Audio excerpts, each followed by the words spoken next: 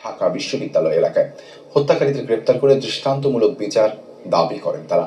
এ সময় জুমার নামাজের পর ওসমান হাদির জন্য দোয়া ও বিকেলে শাহবাগে আগ্রাসন বিরোধী সমাবেশের ঘোষণা আসে।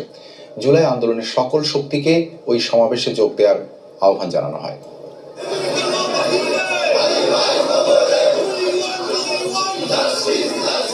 জুলাই যোদ্ধা শরীফ ওসমান হাদি মারা গেছেন। এই খবরের সাথে সাথে প্রতিবাদ আর বিক্ষোভে উত্তাল হয়ে ওঠে ঢাকা বিশ্ববিদ্যালয় ও শাহবাগ এলাকা।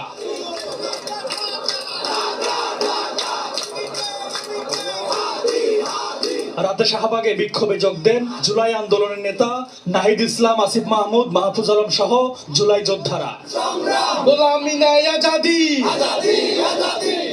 বিক্ষোভ সমাবেশে জুলাই যোদ্ধারা বলেন, এ লড়াই কেবল একজন হাদি হত্যার বিচার নয়, বরং দেশের সার্বভৌমত্ব রক্ষার লড়াই। ওসমান হাদিকে হত্যার মাধ্যমে বাংলাদেশের বিরুদ্ধে যুদ্ধ ঘোষণা করা হয়েছে। খুনিদের হস্তান্তর না করা পর্যন্ত এই লড়াই চলমান থাকবে। যে ওসমান হাদিকে যারা খুন করে ভারতে পালিয়েছে তাদেরকে ফেরত দিতে হবে। তাদেরকে ফেরত দেওয়ার আগ পর্যন্ত ভারতের সাথে আমাদের কোন ধরনের সম্পর্ক থাকতে পারে না। আমরা এই শাহবাগে আজকে এসেছি, শাহবাগে আমাদের আন্দোলন অব্যাহত থাকবে। ওসমান হাদিকে হত্যার মাধ্যমে বাংলাদেশের জনগণের বিরুদ্ধে যুদ্ধ ঘোষণা করেছে। হাদির খুনিদের বাংলাদেশের জনগণের কাছে হস্তান্তর না করা পর্যন্ত আমাদের এই আন্দোলন চলমান থাকবে। ভারতকে শুনতে হবে বাংলাদেশের জনগণের কথা।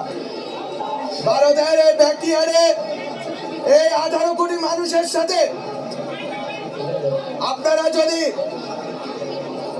মনে করেন খেল তামাশা করবেন, আপনারা যদি মনে করে থাকেন আপনারা বাংলাদেশের ভিতরে ঢুকে এই দেশের সূর্য সন্তানদেরকে হত্যা করে পার পেয়ে যাবেন, তাহলে আমরা বলবো আমাদের যেরকম গুম হারাম হয়েছে আপনাদেরও গুম হারাম হবে।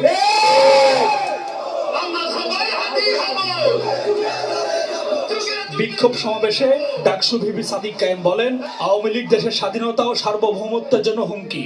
গণতান্ত্রিক প্রক্রিয়ায় তাদের প্রতিহত করা হবে। রাজনৈতিকভাবে এবং সামাজিকভাবে পরিবর্তন করতে হবে। আজকের শহীদ হাদি হত্যার থেকে আমরা সবাই শপথবদ্ধ হচ্ছি, শহীদ হাদির রক্তের মতো শহীদ হাদিকে যারা